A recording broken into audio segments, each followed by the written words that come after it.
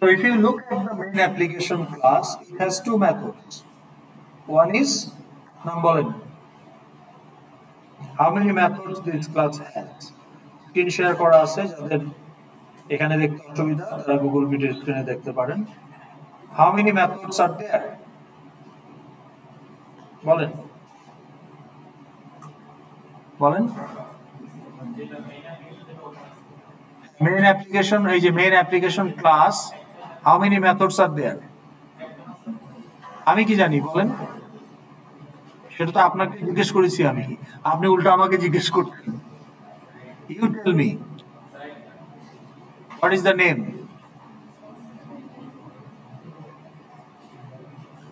What is the name of the method? আচ্ছা কোথায় যেন এখানে থাকে increase font size, increase font size, okay. এই সাইজটা ঠিক আছে না একটু বাড়াবো?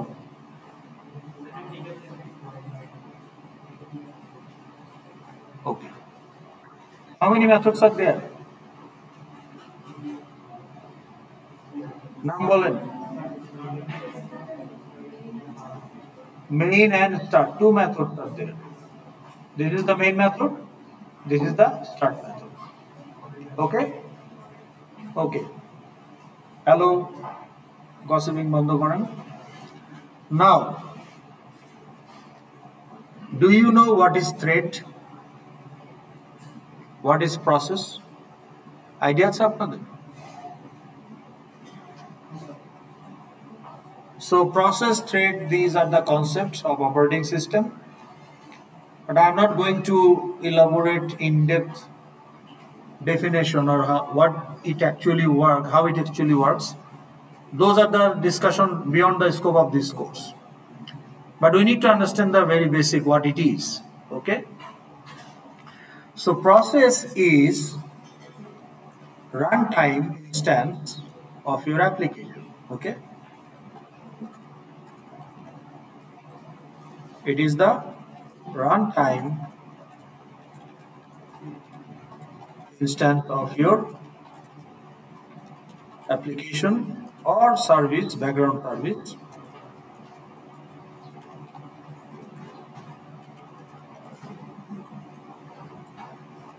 Okay, running in your machine. Okay. So that is basically process. So if I double click on Notepad, now this is a runtime instance of Notepad application. যারা কথা বলতেছেন প্লিজ লিভ দ্য রুম, গল্প করতে চাইলে বাইরে গিয়ে করুন। ক্লাসে যখন কথা হচ্ছে নয়েজ ক্রিয়েট করবেন না, নয়েজ ক্রিয়েট করবেন only for interaction so that everybody gets benefited. One to one discussion ক্লাসের বাইরে, ক্লাসের মধ্যে ডিস্টার্ব করবেন, এটা যেন বলতে না হয়। ওকে, সো তাহলে this is actually process. Now what is,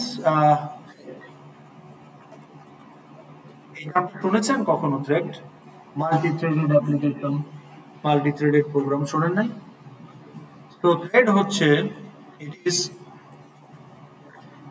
execution unit, okay, within a process. So if your application is a single threaded application, then in your application you have only one execution unit at a time. So Notepad is a single threaded application. Now the programs that you have implemented in your previous courses, they are all single threaded application unless you did something different. But typically according to the course outline যেগুলো typically করানো হয় 101 in other structure, they are all single threaded application. So when you want to execute your application, the code, the resources, computing code, memory, register, they will be given to the thread. So if you have a single threaded application, your computer can have 8-core CPU or maybe 40-core GPU, but your application cannot actually use multiple of them to get faster processing. Why? Because your application has only one core, one thread. So one thread can be run only by one core. So if you want to engage multiple competing core, like video games, you have to use a lot of cores.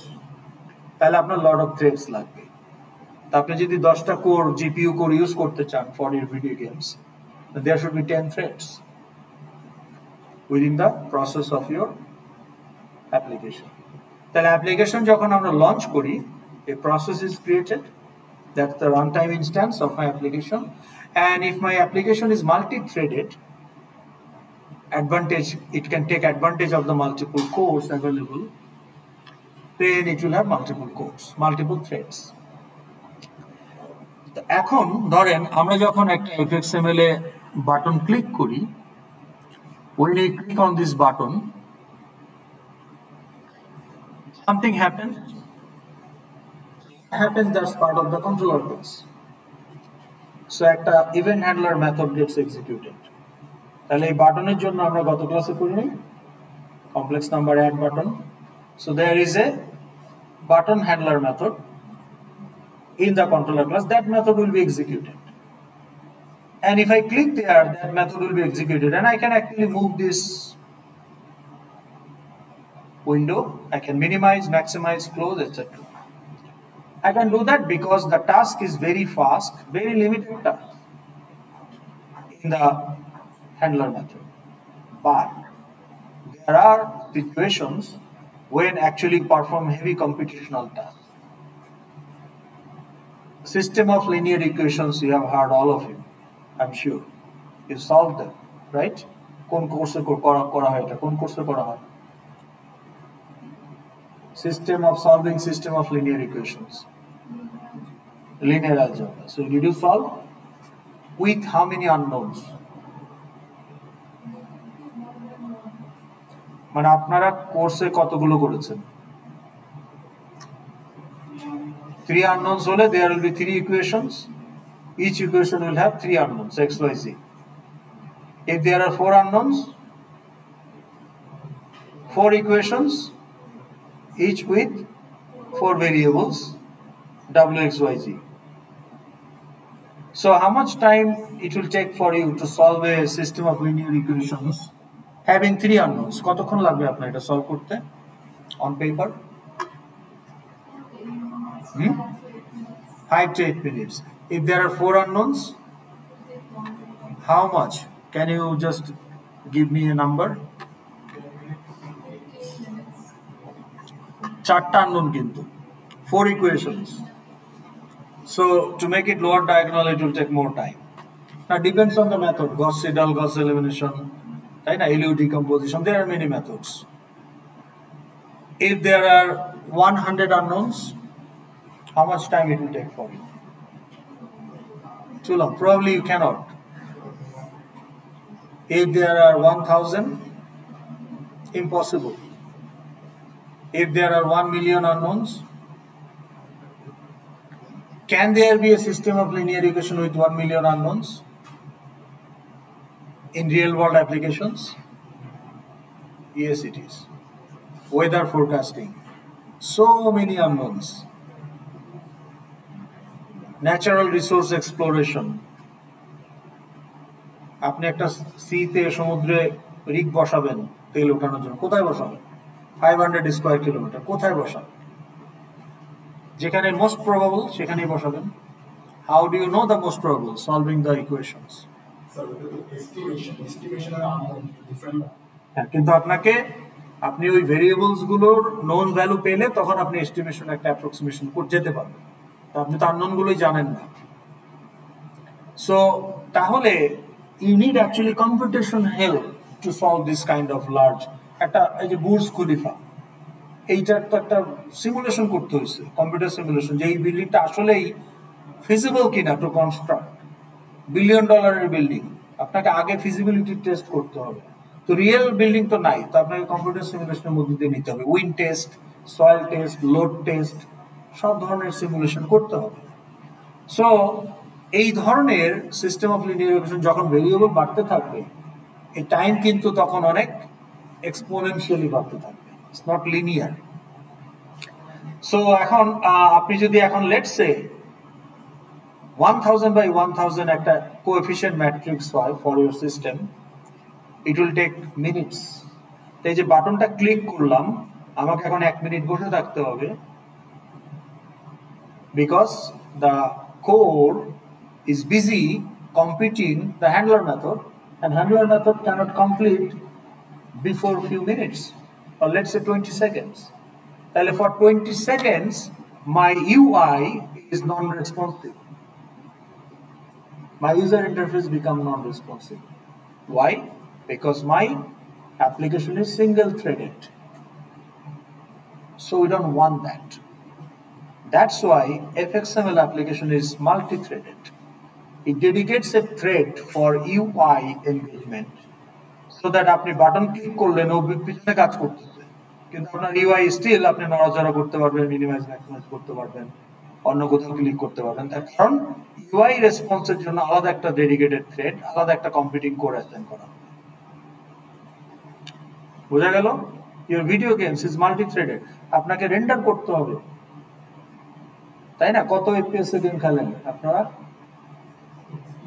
হ্যাঁ, highest কত FPS এ খেলছেন? হ্যাঁ, 200 FPS। FPS মানে কি? তাহলে পার সেকেন্ডে 200 Times আপনার আপনার এই রেন্ডারিংটা রিপিট করতে হবে।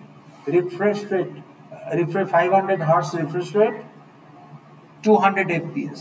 তাহলে 500 হার্টজ রেটে 200 টাইমস আপনাকে রি-রেন্ডার করতে হবে, সো দ্যাট আপনি 1 সেকেন্ডে যদি 200 বার মুভ করেন, বাটারি একটা আপনি ট্রানজিশন দেখতে পাবেন for each of the pixel. তাইলে এটা পসিবল না for single core to refresh all the pixel colour. আপনার এখানে কত বাই কত পিক্সেল? রেজলিউশন কত? 1020 by so it is 1000 times 1000, almost 1 million pixels. তাহলে 1 million pixels কে 200 বার যদি 1 সেকেন্ডে রিফ্রেশ করতে হয়, it's not possible by single core. কাজে অনেক গেমস খেলতে গেলে বলে তোমার কি গ্রাফিক্স কার্ড আছে উইথ এতগুলো মিনিমাম কোর, এত RAM? That is the reason, because multitasking, real time multitasking. আপনার কাছে পুরো স্ক্রিনটাই তো রি-রেন্ডার করতে হবে 200 times, 200 frames per second. So multi-threaded application is the reality. এখন আপনি কোনো কমার্শিয়াল অ্যাপ্লিকেশন বানাতে পারবেন না which is not multi-threaded. Notepad is single threaded because এটা old school. এইজন্য এখনকার উইন্ডোজে নোটপ্যাড নাইও, বা থাকলেও আরো বেটার প্রোডাক্ট চলে আসছে, তাই না? ওকে, তো আমরা বুঝলাম মাল্টি-থ্রেডিং জিনিসটা কি। Now every process will come with at least a default, okay, every process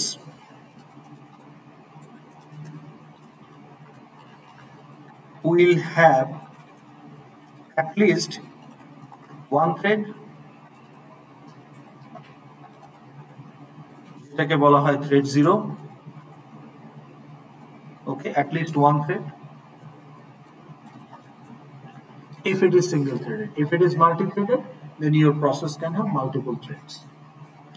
তো thread 0 হচ্ছে প্রাইমারি থ্রেড। তো যখন অ্যাপ্লিকেশনটা লঞ্চ হয় মানে আপনি যখন দেখতেছেন কাজ করতেছে, basically some core is assigned to the thread 0, primary thread. তো main method actually executed by primary thread, and main method is the starting point of your application. Okay, so main method is run by primary thread বা thread 0. Now main method actually আমরা জানি যে start method execute হয়, কারণ ওটা effect আমরা দেখতে পাই play দিলে। If you click the play button, you see the effect of the start method. Your FXML file is loaded, scene is created, scene is set to stage, and stage is shown. So you can see there is a window showing your FXML file. So start method, actually the name is start because it start the UI for you, it launch the application. So এই যে FXML ফাইলটাকে সে load করে। So effectively আমরা play দিলে কিন্তু দেখতে পাই যে start method is working, but আপনার starting point তো মেইন। মেইন কি স্টার্টকে কল করেছে? তাহলে স্টার্ট কিভাবে এক্সিকিউট হবে? Any method be executed if it is not called except main, because you don't call main is called from outside of your program. But other than that, all the methods that you write করা এক জিনিস আমি তৈরি করে রাখলাম, কেউ call করলে এটা এক্সিকিউট হবে, কিন্তু কেউ যদি কল না করে উইল ইট বি এক্সিকিউটেড? তাহলে এখানে কি কল করা হয়েছে? আমরা সাদা চোখে দেখতে পাচ্ছি না যে স্টার্টকে কল করা হয়েছে, rather launch is called. So what is happening using the launch method, the primary thread is requesting the operating system to launch a new core to execute the start method. তাহলে start মেথডকে execute করার জন্য আপনার primary thread is requesting for a new core to the home operating system, because operating system is the custodian of the resource, not your application. আপনার অ্যাপ্লিকেশনের কোনো মালিকানা নাই, র্যামের উপরে, রেজিস্টারের উপরে, কোরের উপরে, এগুলোর মালিক অপারেটিং সিস্টেম। আপনি একমাত্র ক্যান্ডিডেট না, আরো বহু ক্যান্ডিডেট আছে, আপনার থেকে গুরুত্বপূর্ণ ভিআইপি আছে, তারাও ইউজ করতে চায়। You are running tens of application and hundreds of process, background process, সবারই তো রিসোর্স লাগবে, তার তো মারামারি লেগে যাবে। So there is an administrator operating system, ও ডিসাইড করে কাকে কখন দিবে based on the priority. So launch method request for the thread, and that thread will be associated with start method. So whenever the new thread will be given, start method will be executed and we'll see the fxml is launched. Okay? Okay, তাইলে আমরা বুঝলাম যে main মেথডের রোলটা কি, but we need to understand how start method works. Okay, এখন দেখেন start মেথডে হোয়াট উই আর ডুইং।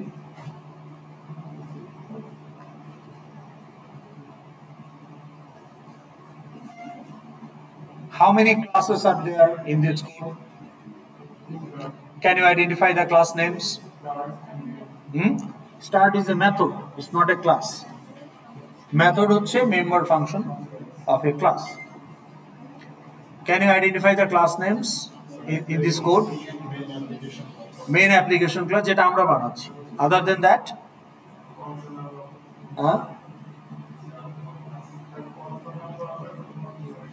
জোরে বলেন, কথা শুনি না।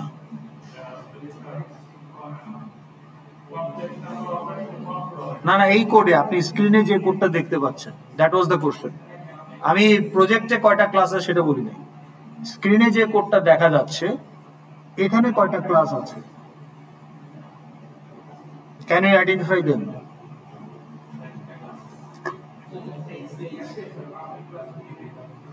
নাম কি? সেটা আমাদের তৈরি করা ক্লাস, কিন্তু আপনি ইউজ করতেছেন এরকম ক্লাস কি আছে লাইব্রেরি থেকে? নাম বলেন। হ্যাঁ, ক্লাসের নাম বলেন।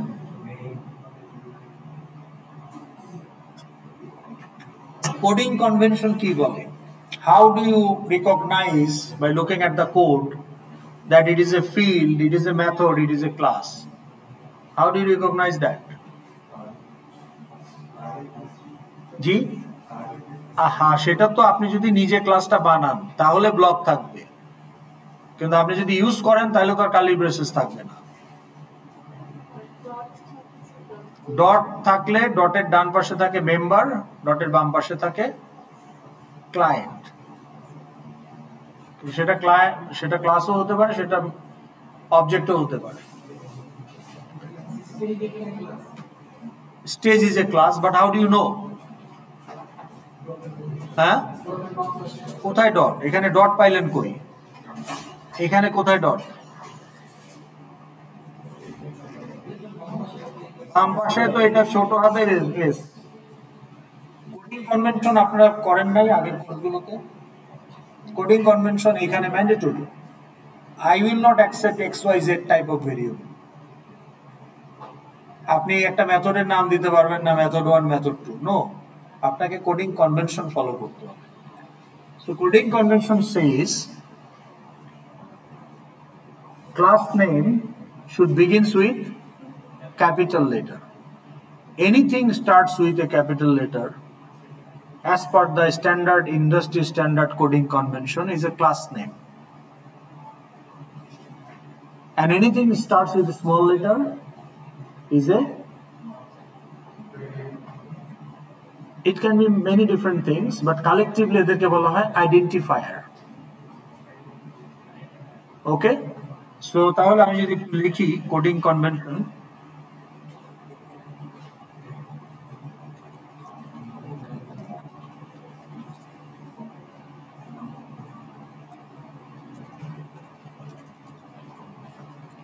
okay, starting with capital letter, এটাকে আমরা কি বলবো? Class name. R starting with small letter, identifier. Now what is identifier? Identifier হচ্ছে একটা জেনেরিক পরিচয়, কিন্তু আসলে ওরা কারা? With small letter,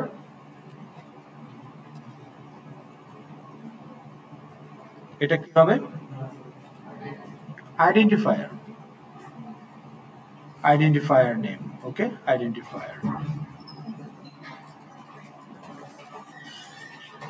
So what is identifier? Direct coding convention হলো multi-word, for multi-word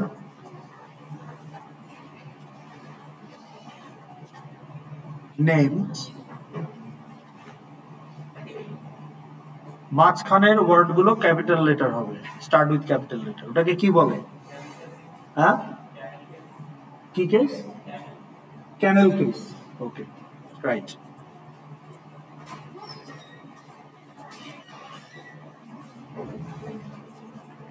আমি ক্যামেল কেস দিয়ে লিখলাম, ক্যামেল কেস। ওকে, এখন মাল্টিওয়ার্ড যদি ক্লাসের নাম হয় তাহলে এটাও ক্যাপিটাল হবে, আর মাল্টিওয়ার্ড যদি আইডেন্টিফায়ার নাম হয় তাহলে এটা স্মল হবে। ওকে, নাও what is identifier?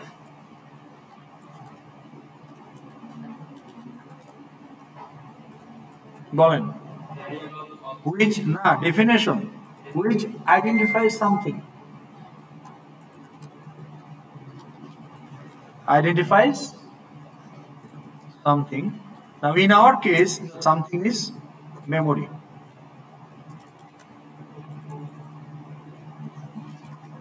Memory location. Okay, তাহলে যে নাম কোনো মেমোরি লোকেশনকে আইডেন্টিফাই করে সেটাই identifier. Class name, does it identify any memory location? Type কি কোনো মেমোরি লোকেশনকে আইডেন্টিফাই করে? আইএনটি, এটা কি? টাইপ। তাহলে আমি যদি এখন বলি যে int x, now is it an identifier? int, why not? না, int কি আইডেন্টিফায়ার? why not? আপনি তো, আপনাকে বললাম যে এটা কি গাড়ি, আপনি বলছেন ওইটা ঘোড়া। এইটা গাড়ি হ্যাঁ বা না কেন সেটা আগে বলেন। int কি আইডেন্টিফায়ার? No, why not? আর এক্স এ যাচ্ছেন কেন? বুঝলাম, কিন্তু ডেটা টাইপটা কি আইডেন্টিফায়ার? why not? আইডেন্টিফায়ারের ডেফিনিশন দেখেন। int কি কোনো মেমোরিকে রিপ্রেজেন্ট করে? না। But what about x? Represent করে কি? The byte number of the 4 bytes. এই যে 4 বাইট অ্যালোকেট করা হবে, এক্স বললেই তার প্রথম বাইটটাকে রিপ্রেজেন্ট করবে, ওখানে চলে যাবে, ওখান থেকে সে রিড করবে বা রাইট করবে। আপনি বলতেছেন যে x ইকুয়াল টু 10, তাহলে যে 10 যে একটা 32 বিটের ইন্টিজার, এই 32 বিট তো 4 বাইটে রাইট হবে। কোথায় রাইট হবে? আপনার 8 GB RAM, 8 billion plus bytes, এই 8 বিলিয়ন বাইটের মহাসমুদ্রের মধ্যে কোন 4তম বাইটে গিয়ে সে এটা রাইট করবে? কিভাবে জানবে? আপনি কি বলছেন অত নাম্বার বাইটে গিয়ে রাইট করো? আপনি তো বলছেন x equal to, because x itself identify the memory. That's why x is an identifier. When you declare student, Asif, what is student? It is type. Now student বললে কি কোনো মেমোরি বোঝা যাবে? স্টুডেন্টের কি কোনো অস্তিত্ব আছে? Is there any existence of a student? Who are you? You are a student object. Object exists in reality. Real world, this is what? Monitor object. Monitor is a description. Student is a description of a type. But exist করে তো object, which occupies memory. তাহলে আসিফ যখন আপনি use করবেন, আসিফের একটা memory থাকবে। Asif is an identifier. তাহলে any variable object is a class variable. So any variable, okay.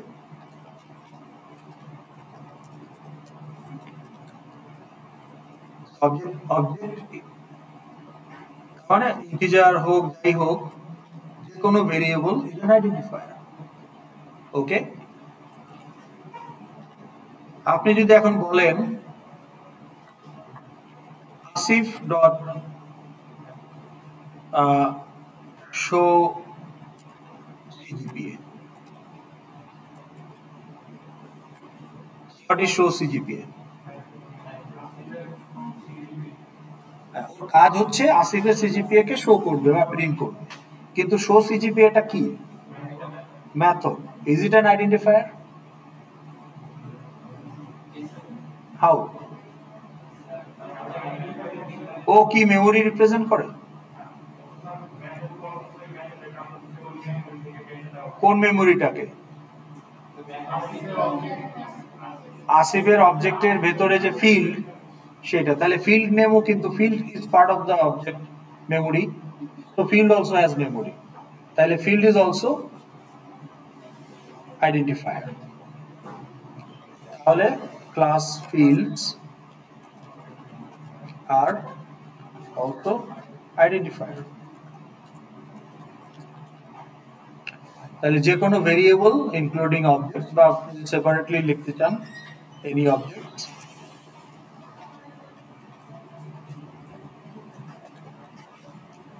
ওকে, তাহলে এখানে বলতে পারেন যে any primitives variable, any, if it is not primitive then it's a class object, any primitive variable or any class object, because object is nothing but class variable, then class fields, because they also have memory which is part of the object memory, but they have memory. কিছু field হতে পারে static যেটা ক্লাসের মেমোরিতে allocate হবে, but they have memory. Every field has a memory. Now what about the method? Is it an identifier?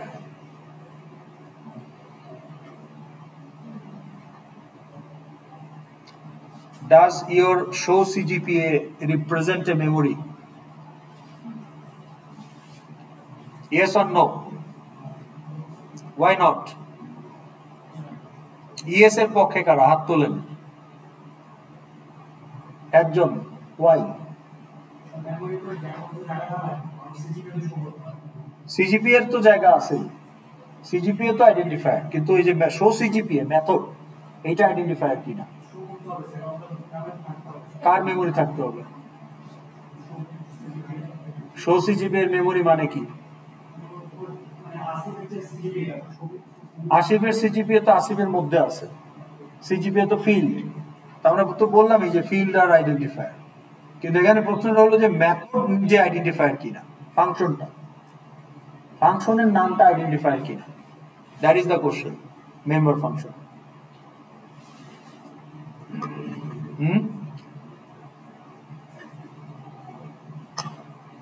এখন কি আপনি হ্যাতে থাকবেন না নাতে সুইচ করবেন? তাহলে বলেন কেন? থাকলেই তো হবে না। আপনার কুইজে যদি কোশ্চেন, যদি পরীক্ষায় যদি প্রশ্ন থাকে ইয়েস নো, ইয়েস মিলে গেলে হবে না, আপনাকে জাস্টিফিকেশন দিতে হবে। Unless there is justification, no mark, even if it is correct selection, because it good. Your source code also occupies memory. আপনি যখন বিল্ড করেন, আপনার মেশিন কোড তৈরি হয়, আপনার যে শুধু ভেরিয়েবল অবজেক্টের জন্য মেমোরি লাগে তা না, আপনার সোর্স কোড যেটা এক্সিকিউটেবল ওটাও তো মেমোরিতে লোড হয়, ওরও তো একটা মেমোরি লাগে। তাইলে হ্যাঁ ঠিক আছে, আমি বুঝতে পেরেছি যে আপনি ওটাই বলতে চেয়েছেন, কিন্তু সবাইকে তো সেটা বুঝতে হবে। সো তাহলে আমি যে বললাম যে শো সিজিপিএ, এখানে 10টা লাইন কোড এক্সিকিউট হবে। এই কোডগুলো কোথাও না কোথাও তো র্যামের মধ্যে আছে।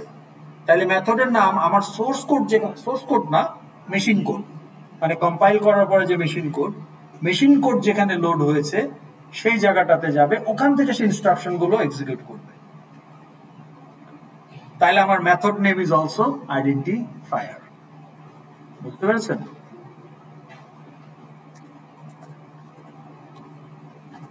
যেহেতু আমরা জাভা, এখানে আর গ্লোবাল মানে সবই তো method, so method name is also identifier. Why? Because it represents the starting byte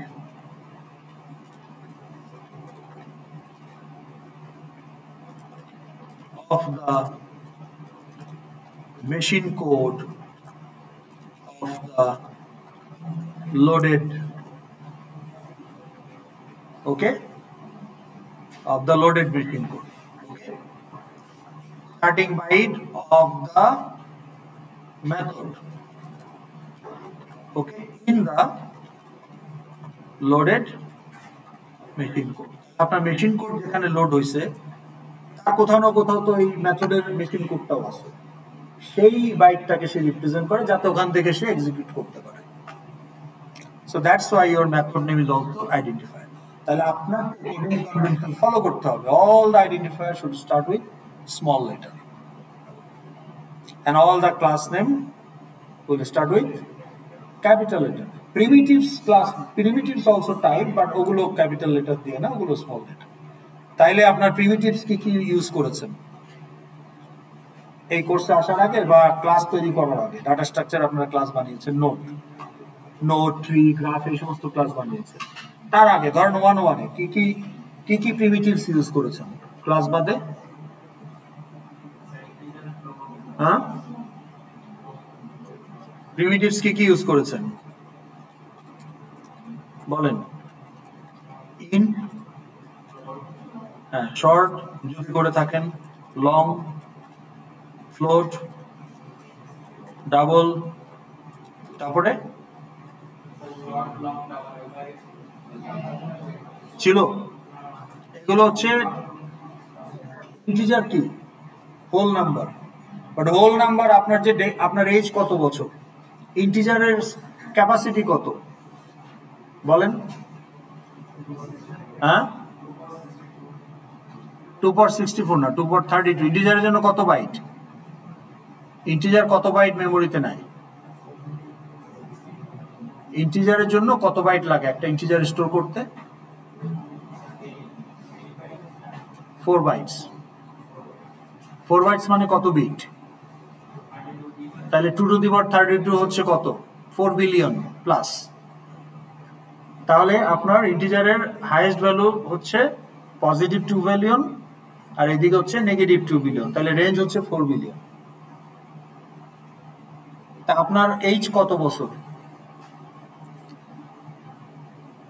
একটা মানুষের বয়স কত বছর হতে পারে? সারা পৃথিবীরই ধরেন ম্যাক্সিমাম কত হতে পারে? হ্যাঁ, তাহলে আপনি কি 256 বছরের বেশি বাঁচবেন? 255 বছরের বেশি? তাহলে আপনি যদি 1 বাইট ইউজ করেন, হোয়াট ইজ দ্য রেঞ্জ? 2^, 1 বাইটে কত বিট? তাহলে 2^8 কত? 256। তাহলে আপনি যদি এজ, একজন মানুষের বয়স কত বছর, নাম্বার অফ ইয়ার্স, এইটার জন্য 1 বাইটের বেশি লাগে না, কারণ ইট ক্যানট বি মোর দেন 256। 150 তো আপনি পাবেন না। কিন্তু আপনি যদি ইন্টিজার হিসাবে ইউজ করেন, you will be wasting 3 bytes with leading 0 for each of those values. তাহলে আমি যদি বলি year of the customer, year of age of the customer in terms of year, why should I use integer? আমার যদি 1000 customer থাকে, 1000 ইন্টিজারের জন্য 4000 byte লাগবে। তা আমি যদি ওখানে শর্ট ইউজ করি, 1 বাইট করে আমি ইউজ করতে পারবো। আর 4 বাইটে যদি না হয়, আপনার ব্যাংকে কত টাকা আছে? 200 বিলিয়নের বেশি তো নাই, তাই না? Unless you are Elon Musk trillion. Trillion Elon মাস্কের টাকা কত এটা আপনি ইন্টিজারে হোল্ড করতে পারবেন না, বিকজ দ্যাটস ইন ট্রিলিয়ন। তখন আপনাকে ইন্টিজারের বড়টা লাগবে, long. This are the range variation of the whole number, আর this are range variation of the floating point number. এখানে হচ্ছে ডেসিমালের পরে প্রিসিশন কত হবে, পায়ের ভ্যালু কত, কে বলছে? যত যেতে থাকবে তত, যত বাড়াইতে থাকবেন তত তত প্রিসাইজ হবে। How much precision you want for your CGPA? You want ডেসিমালের পরে 1000 ঘর না 2 ঘর হইলেই চলে? So why use double for CGPA? Float is good enough. Most of the real world fraction is float is enough. কিন্তু আপনি যদি একটা স্যাটেলাইটের অরবিটের ট্র্যাজেক্টরি ট্র্যাক করতে চান, you need very precise coordinate. ওইখানে অ্যাপ্রক্সিমেট করলে গন্ডগোল হয়ে যাবে। ওখানে একটুখানি অ্যাপ্রক্সিমেশন কম হয়ে গেলেই আপনার স্যাটেলাইটের পাথই চেঞ্জ হয়ে যাবে। তাহলে ওখানে আপনার ডাবল ইউজ করতে হবে। So double is used for scientific data mostly, but real world business ডেটার জন্য float is good enough. Okay, তো এগুলো হচ্ছে প্রিমিটিভস। What about string?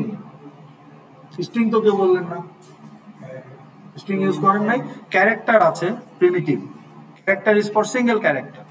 জাভাতে আরো প্রিমিটিভ আছে, বাইট। সব জায়গাতেই স্ট্রিং একটা ক্লাস, জাভা বলে না, সি প্লাস প্লাস, পাইথন, সব জায়গাতেই string is a class. Boolean, okay. তো বুলিয়ানের ক্ষেত্রে কোন কোন ল্যাঙ্গুয়েজে বলে শুধু বুল, কোন কোন ল্যাঙ্গুয়েজে পুরাটাই বলে। But string is not a primitive, string is a class. না, জাভাতে স্ট্রিং কোডিং কনভেনশন ফলো করেই করা হয়। দু একটা ল্যাঙ্গুয়েজে এটাকে স্মল এস দিয়ে করা হয়। পাইথনে কি স্মল এস না বড় এস বলেন তো? So you may feel it's not a class, but it is a class. How do you know? আপনি এরকম করেন নাই যে পাইথনের কথা যদি বলি, string str equal to hello world, এরকম করছেন না? করছেন তো? এখন যদি আপনি এখানে দেখতে চান যে এটার কয়টা ক্যারেক্টার আছে, কি করেন? হ্যাঁ, ধরেন int number of characters equal to কি লিখবেন? str dot length. তো ডট নিয়ে আসছেন মানে কি? str ইজ অ্যান অবজেক্ট, আর লেন্থ হচ্ছে একটা মেম্বার ফিল্ড।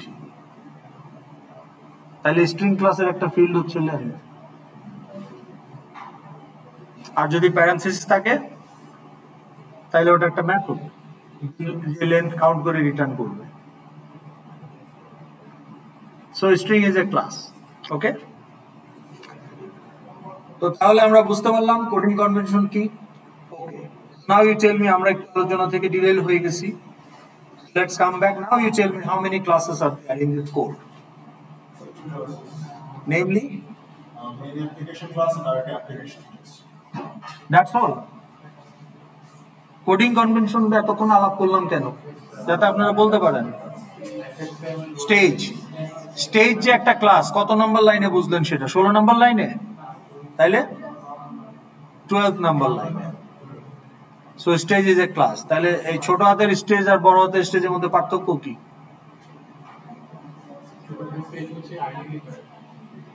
তাহলে স্টেজ ক্লাসের, ক্যাপিটাল এস স্টেজ ক্লাসের একটা অবজেক্টের নাম স্মল এস স্টেজ। ক্লাসের নামেই ওরা অবজেক্ট বানিয়েছে। এটা অনেকে করে অনেক জায়গায়, তো এটা নিয়ে কখনো কনফিউজ হবেন না যে এক জায়গায় বড় হাতের, এক জায়গায় ছোট হাতের। বড় হাতেরটা হলো টাইপ, ছোট হাতেরটা হচ্ছে variable.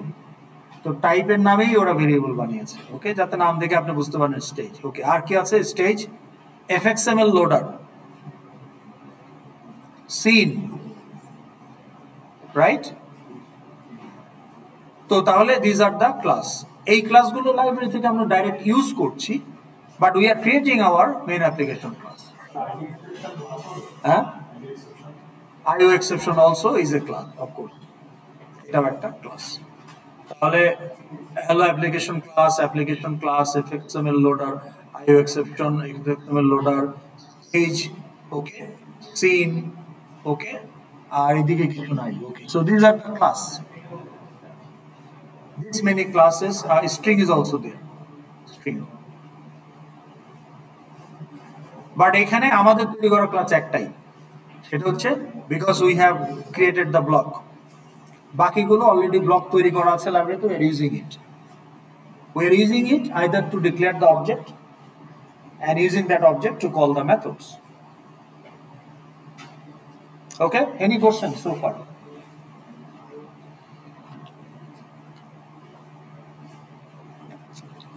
Now, when the code is assigned to your start method, what start method does? Stage declaration. It receives a stage object as parameter.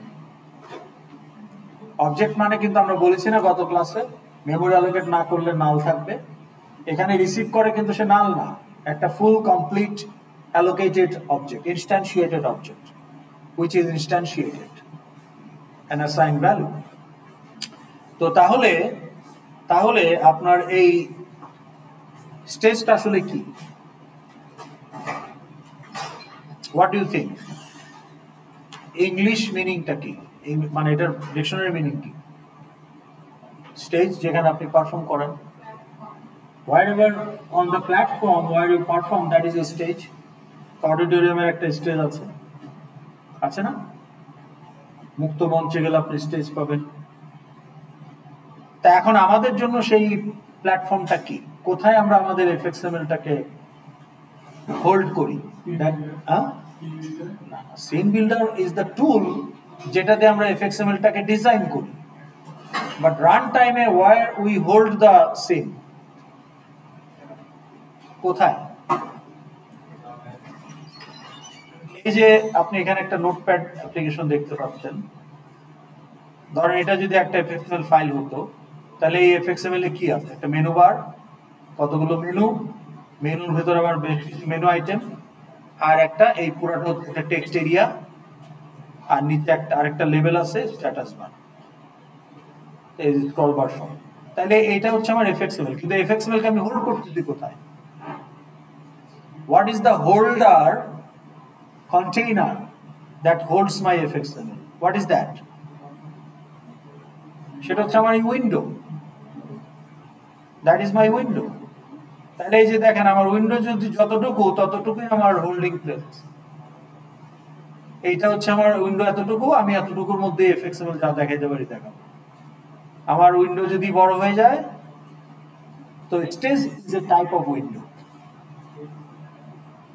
Okay, so আমি যদি এখন এখানে প্লে দেই, খেয়াল করেন ইন ইউর প্রজেক্ট যেটা আমরা করেছিলাম,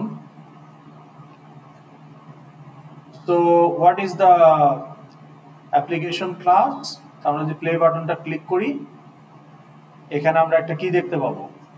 start method actually receives a window. Okay, এখানে একটা এরর হচ্ছে,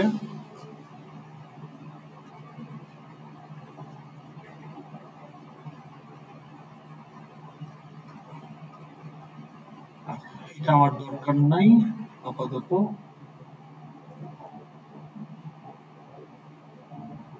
কমপ্লেক্স নাম্বার অপারেশন ভিউ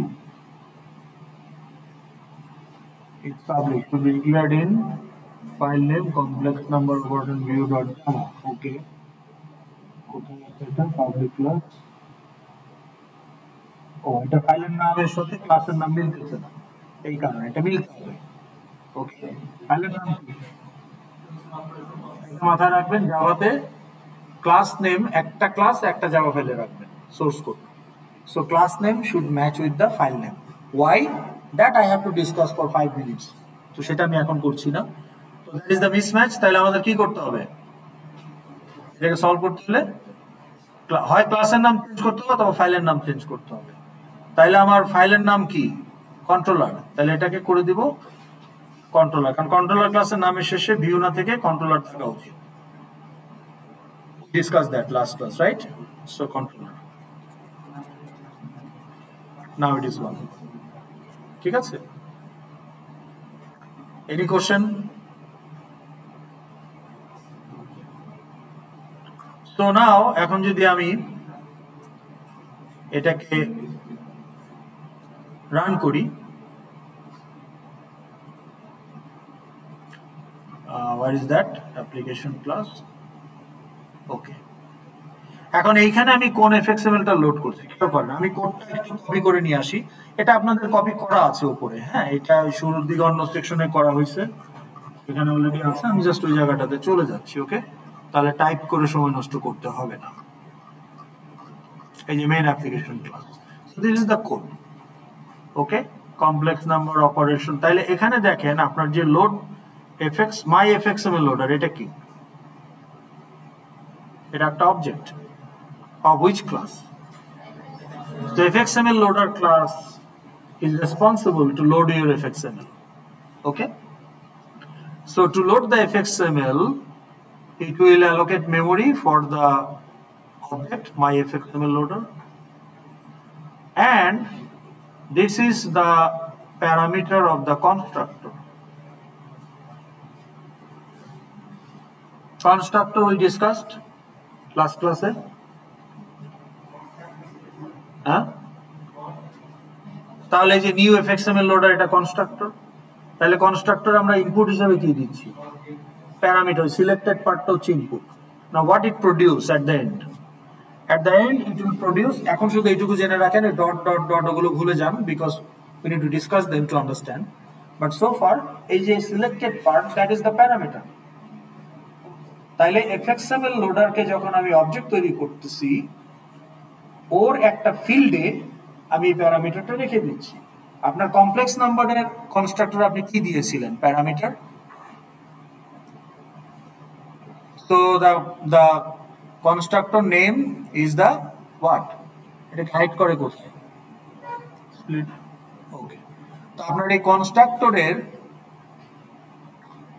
কোথায়? আপনার এই কমপ্লেক্স নাম্বারে যাই, মডেল ক্লাস,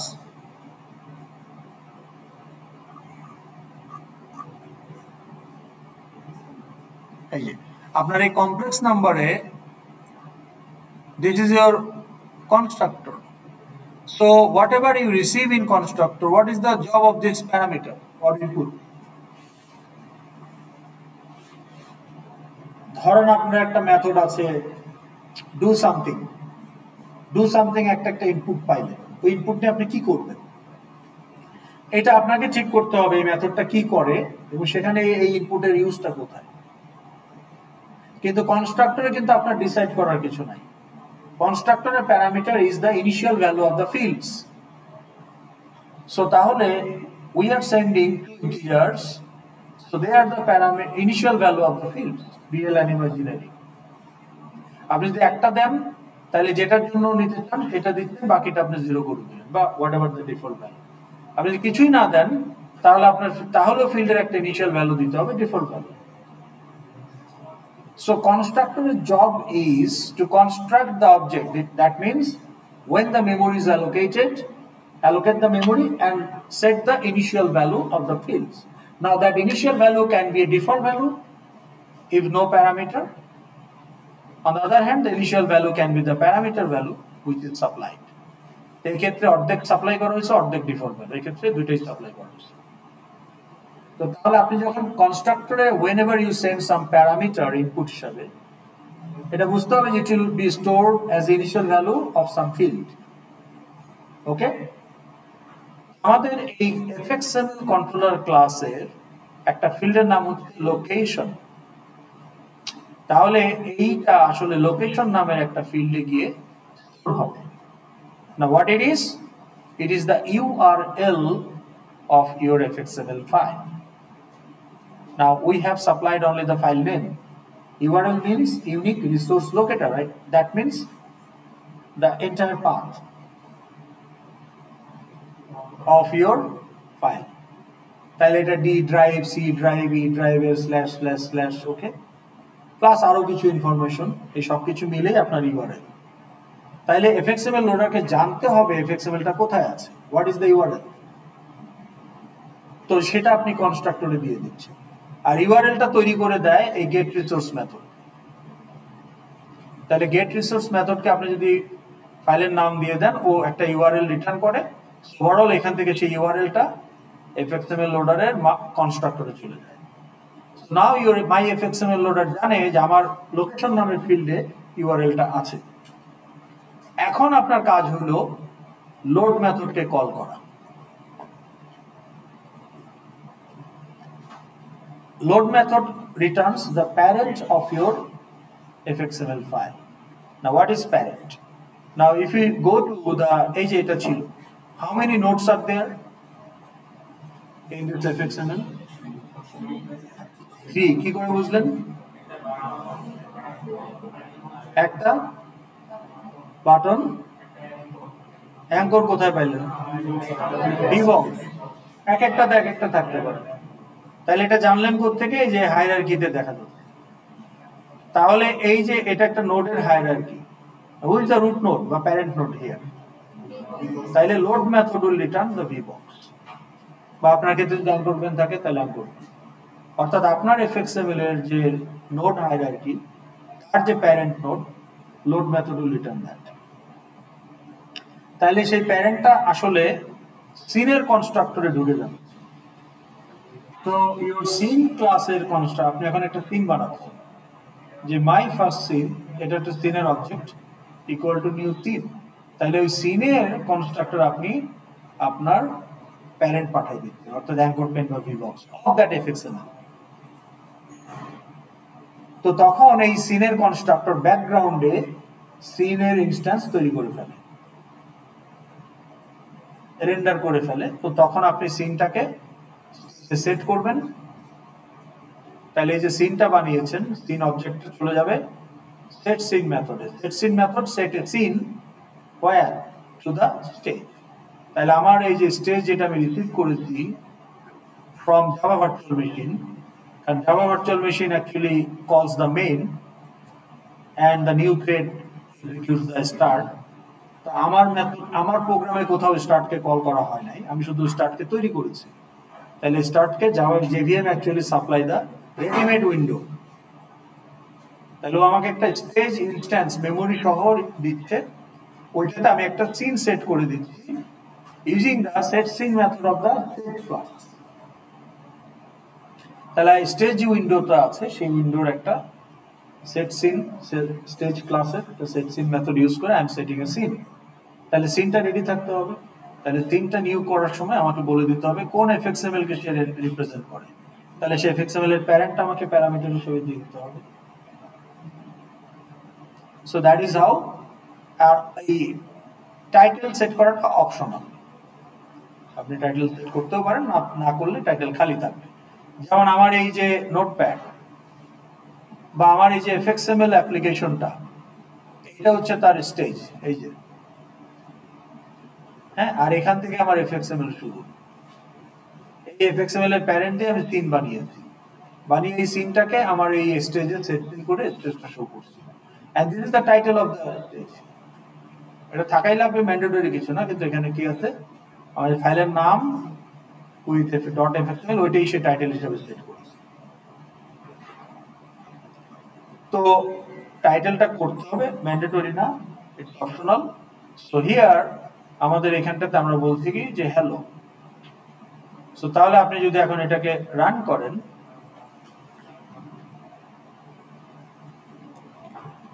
আমাদের অ্যাপ্লিকেশন ক্লাসে কি আসলে এখানে কি লেখা আছে, এটা auto generated code.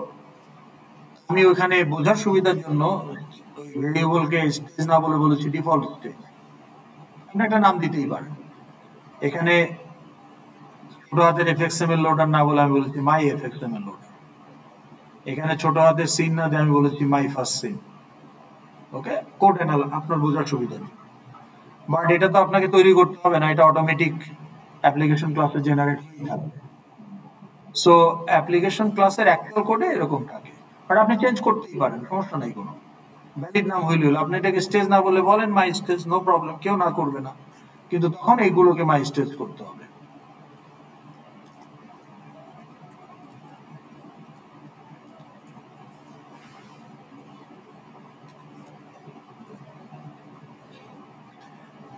Understood how it works? এখন এইটা কি, এই যে কনস্ট্রাক্টরে আরো দুইটা প্যারামিটার আছে, তাহলে প্রথম প্যারামিটারটা হচ্ছে প্যারেন্ট, আর এই পরের দুইটা প্যারামিটার হচ্ছে স্টেজের সাইজ, উইডথ এন্ড হাইট। বুঝতে পেরেছেন?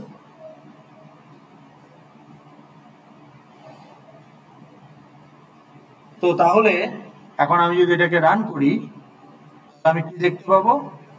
আমাকে এটা সেভ করতে হবে, ফাইল সেভ, বা এটাই তো ওপেন হলো নাকি? সেভ করাই আছে, ওকে। আমি যদি এটাকে একটু ওপেন, এটাকে যদি রান করি, I am loading which one? ও হ্যালো, হ্যালো তো নাই। আপনাদের কোন সেকশন ছিল? 6। আচ্ছা, এখানেই তো করলাম, তাই না? হ্যাঁ, ওকে। তাহলে যদি এটা রান করি,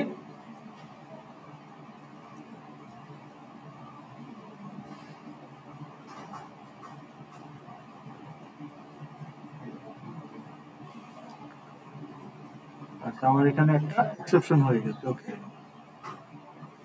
তো এক্সেপশনটা কি হয়েছে? এক্সেপশনটা হয়েছে মেইন অ্যাপ্লিকেশন ক্লাসের কত নম্বর লাইনে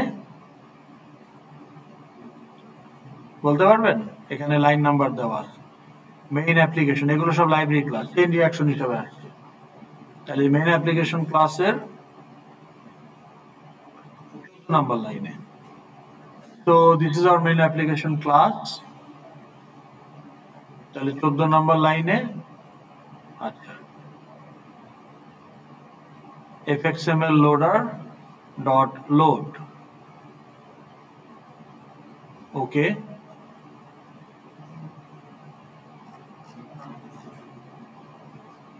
ইম্পোর্ট স্টেটমেন্ট আছে,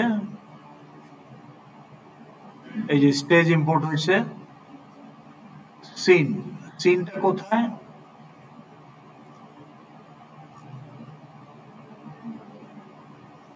ও, এটা অ্যাপ্লিকেশন ক্লাস, এটা হচ্ছে ওই যে আমাদের যে ক্লাসটা লাইব্রেরি ক্লাস, এটা ওকে। এখানে যেটা দেখতেছেন এটা লাইব্রেরি ক্লাস। আচ্ছা, ট্রাবল শুট না করে আমি একটা নতুন বানাই, তাহলে আপনাদের টাইম কয়টা পর্যন্ত আছে? হ্যাঁ, ওকে, অলরেডি শেষ, তাই না? তাহলে এখন ট্রাবল শুট না করে আমরা একটা বানাই, বা আমাদের যে ডামি প্রজেক্ট ছিল না, ডেমো প্রজেক্ট, ওইটা খুলি। ডেমো প্রজেক্ট কোথায় ছিল? ডিলিট করে ফেলছি মনে হয়। টেস্ট প্রজেক্ট, ওকে। এখানে দেখেন আমরা কোনটাকে লোড করতেছি। অ্যাপ্লিকেশন কোথায়? এই যে application, we are loading hello view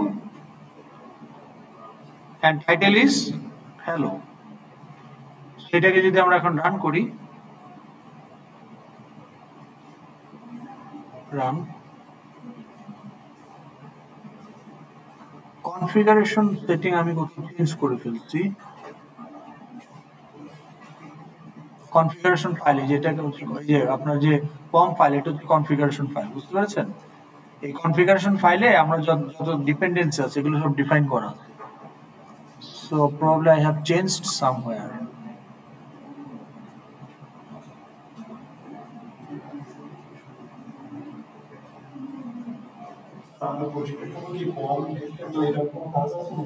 এটা অটো জেনারেট ফাইল।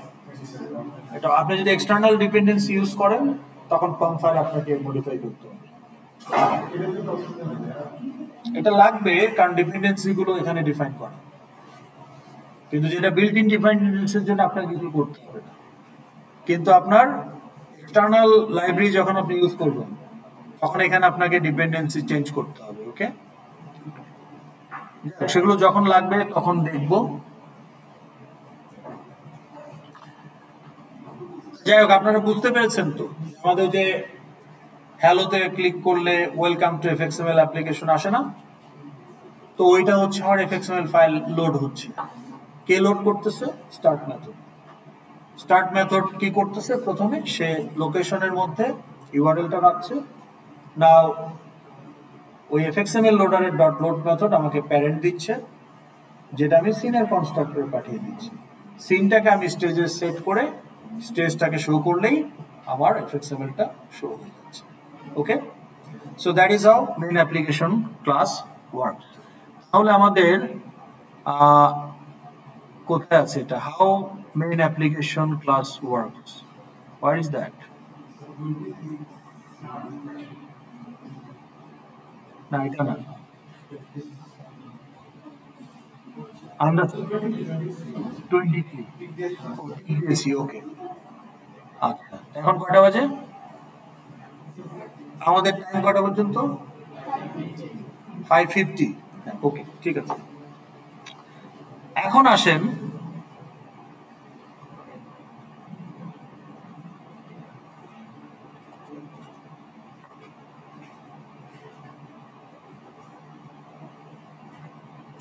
আপনাদের কমপ্লেক্স নাম্বারটা আমরা কি রান করেছিলাম গত ক্লাসে? রান করা হয় মানে এক্সিকিউট করেছিলাম? হ্যাঁ, কিন্তু এক্সিকিউট করা হয় নাই, দেখাইছিলাম এক্সিকিউট করে অন্য সেকশনের গুলো। আচ্ছা তাহলে একটু দেখেন, আমরা একটা সিম্পল অ্যাডিশন সাবট্রাকশনটাই দেখাই। এটা দেখেন, এটা খুব ইন্টারেস্টিং, আমরা করেছি ক্লাসে।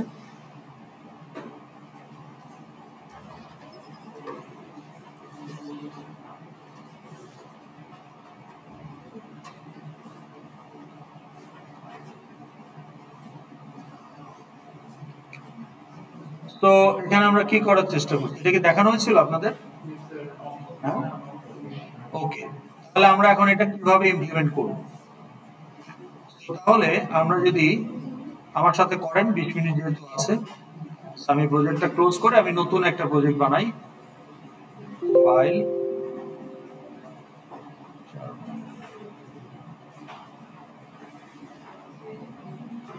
ওকে, সো নিউ প্রজেক্ট। ওকে,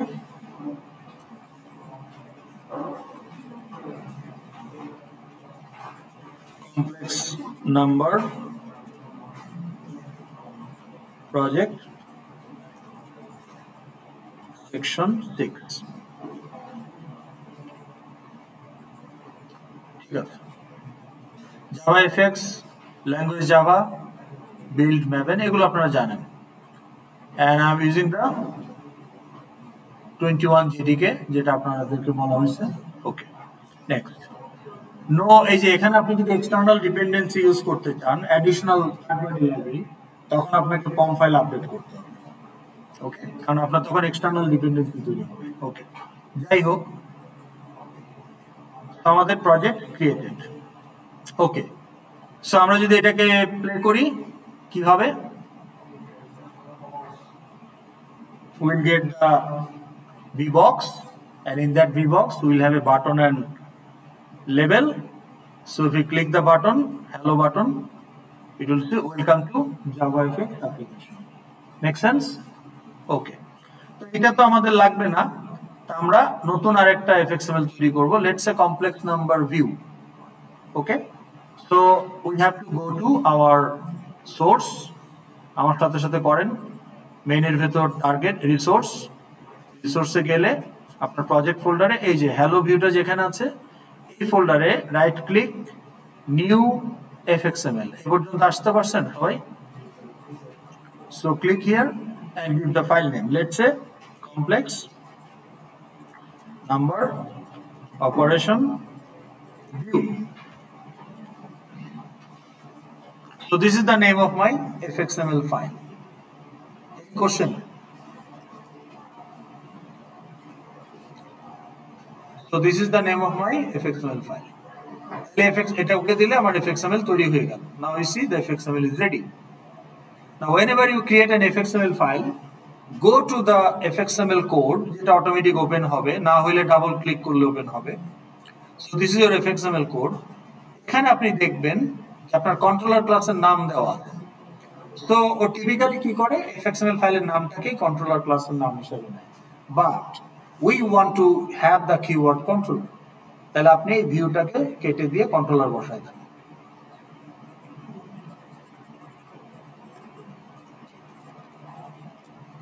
সো কন্ট্রোলার ক্লাসের নাম হয়ে গেল, কিন্তু কন্ট্রোলার ক্লাস তো এক্সিস্ট করে না। তাহলে এই নামের একটা কন্ট্রোলার ক্লাস হয় আপনাকে ম্যানুয়ালি তৈরি করতে হবে, or else if you have the plugin installed, you can actually update controller from fxml করতে পারেন। সো যেহেতু আমার প্লাগইন ইনস্টল করা আছে, আপনারা করেন, না করলে তো হবে না। Right click, update controller from fxml. So now I'll see that my controller class is created in the Java folder. Okay. So controller code যদি আসি, what I have, যে fxml এ রাইট ক্লিক করে আপডেট কন্ট্রোলার উইথ, এটা কি আছে আপনার কম্পিউটারে? নাই, কারণ এটা তো ল্যাবের কম্পিউটার, এখানে প্লাগইন ইনস্টল করা নাই। তাহলে আপনারা এখন যেটা করবেন, প্লাগইনটা কিভাবে করবেন দেখেন। যাদের এটা নাই, এখানে যান, গিয়ে কোথায় যাবেন, সেটিংসে যান। সেটিংসে গেলে এই যে প্লাগইন করেন, এটা যাদের নাই, সেটিংসে গিয়ে আবার দেখাবো। হ্যাঁ, এই যে এখানে যান, মেনুতে গিয়ে সেটিংস, আপনাদের আছে প্লাগইনসে গিয়ে আপনি সার্চ করবেন fxml দিয়ে, fxml ম্যানেজার আসবে। আমার অলরেডি ইনস্টলড, তো এটাকে আপনি ইনস্টল করে নেবেন। ঠিক আছে, করে নিলে আপনার এটা অপশনটা চলে আসবে। আচ্ছা, এখন আমার কি করতে হবে, এটা তো আমার কি ধরনের ক্লাস, এটা controller class. Model view controller architecture আমরা কথা বলেছি না ফার্স্ট উইকে? তাহলে this is controller, fxml is the view, what is the model, what is that? না, মডেল কি? Model class, model view controller, model represent your application data. So in our case, complex number class. Complex number তো একটা number, তাহলে এটা একটা variable না? কিন্তু complex number কি ইন্টিজার ভেরিয়েবল নাকি এটা ফ্লোট ভেরিয়েবল? শোনেন, কথা শোনেন, আপনার যদি একটা নাম্বার লাগে, একটা ভেরিয়েবল লাগবে না? আপনার আইডি, এটাকে একটা নাম্বার না? তাহলে এটা কি ধরনের নাম্বার? ইন্টিজার ভেরিয়েবল লাগবে। তাহলে কমপ্লেক্স নাম্বার যদি আপনি রিপ্রেজেন্ট করতে চান, what is your complex number example? এই কথা বন্ধ করেন, গুনগুন বন্ধ করেন। হ্যাঁ, গুনগুন করবেন রবিতে গিয়ে, রবি গুনগুন, এখানে না। সো আপনার কমপ্লেক্স নাম্বারকে আপনি একটা ইন্টিজার দিয়ে রিপ্রেজেন্ট করতে পারবেন, ফ্লোট দিয়ে পারবেন, কি দিয়ে পারবেন? কোনো প্রিমিটিভস দিয়ে পারবেন না, because it has two elements, real and imaginary. তো প্রিমিটিভ তো একটা single piece of data. So you need a class as a type called complex number, that is your model class. So তাহলে আমরা এখন এই যে জাভা ফোল্ডারে গিয়ে, জাভার ভেতরে আমার যে প্রজেক্ট ফোল্ডারটা আছে, এখানে রাইট ক্লিক, নিউ। এখন কিন্তু আমি fxml করব না, এখন করব Java class. So complex number is the model class name, করেন complex number। তাহলে এটা ক্লাস হিসেবেই তৈরি করব, এন্টার দিলে আমার model class ready. So this is my model class. So now I have the complex number, and that is the type that we want to use to declare variables of complex number. তাহলে আমার C1, C2, C3 হচ্ছে variable, and type is complex number. Integer দিয়ে তো আমি complex number represent করতে পারবো না, because I need a real and imaginary. তাহলে what should be the field? Data কি হবে? So in real, imaginary. Constructor তো মেথড, আমরা শুধু মেম্বার ডাটা ফিল্ড ডিক্লেয়ার করলাম, কনস্ট্রাক্টর তো এখনো বানাই নাই আমরা। তা এখন এই কমপ্লেক্স নাম্বারের কি কি মেথড থাকা উচিত বলেন?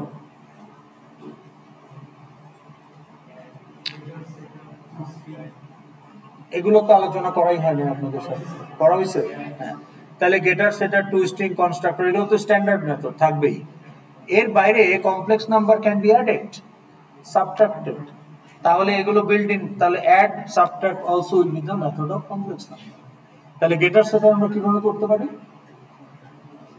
আমরা কি অটো জেনারেট দেখাইছি না টাইপ করে? তাহলে অটো জেনারেট করে ফেলি। তাহলে রাইট ক্লিক, জেনারেট করেন আমার সাথে সাথে, গেটার্স এন্ড সেটার্স দুইটাকে সিলেক্ট করেন কন্ট্রোল চেপে, ওকে। তাহলে আপনার দুইটা গেটার দুইটা সেটার রেডি। এখন আপনি কনস্ট্রাক্টর বানান, right click, generate constructor without any parameter একটা রাখবেন, তাহলে এটা ডিফল্ট, এই দুইটা রাখবেনই, এই বাইরে লাগলে আরো রাখবেন। ডিফল্ট ভ্যালু কি দিতে পারেন, real equal to imaginary equal to 0. You may decide to have the default value as 0. If not supplied, then real and imaginary will be 0. But if supplied, then you need another constructor. So এখন আপনি আরেকটা constructor auto generate করতে পারেন। So right click, generate constructor. Now you select both the fields. So generate. এখন আপনি complex নাম্বারের string equivalent এটা আলোচনা হয়েছে, তাইলে এটাকেও আমরা জেনারেট করে ফেলি। বলেন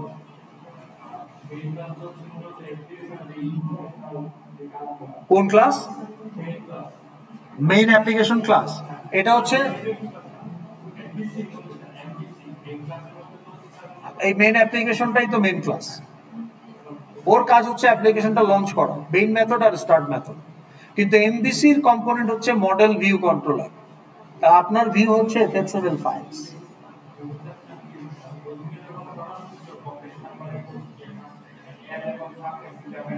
হ্যাঁ হ্যাঁ,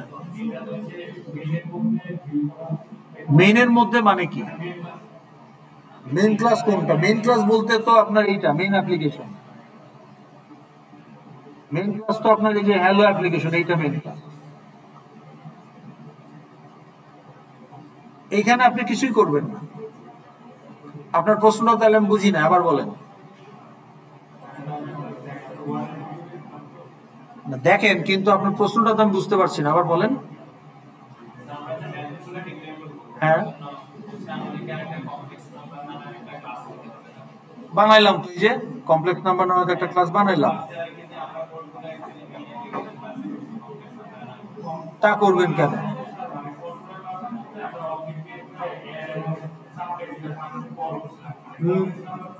কন্ট্রোলার ক্লাসের কাজ কি? এই কথা বন্ধ করেন, আপনাদের এই নয়েজ তো রেকর্ডিং এ চলে আসতেছে। কন্ট্রোলার ক্লাসের কাজ কি? Control the events triggered by the user on the view.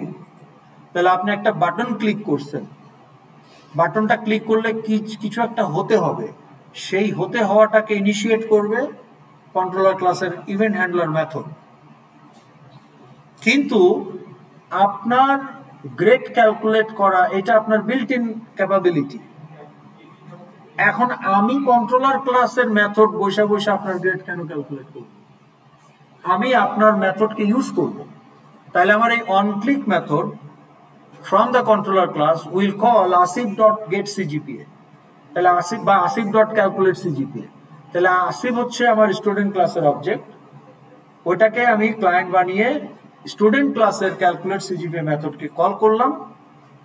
Student ক্লাসের মেথড তার নিজের গ্রেড ইউজ করে CGPA ক্যালকুলেট করে অন ক্লিককে রিটার্ন করবে, অন ক্লিক সেটা শো করে দেবে। সো অন ক্লিকের কাজ হচ্ছে মিডিয়েটর হিসেবে কাজ করা।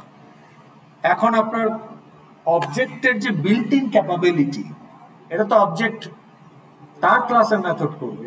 এটা আপনাকে যদি এখন CGPA ক্যালকুলেট করতে গিয়ে আপনি যদি এখন যান, ভাই আমি আসছি একটা দোকানে গিয়ে বলেন, ভাই আমি আসলাম, আমার গ্রেড গুলো নিয়ে আপনি একটু CGPA ক্যালকুলেট করে দেন, হাউ ludicrous it sounds.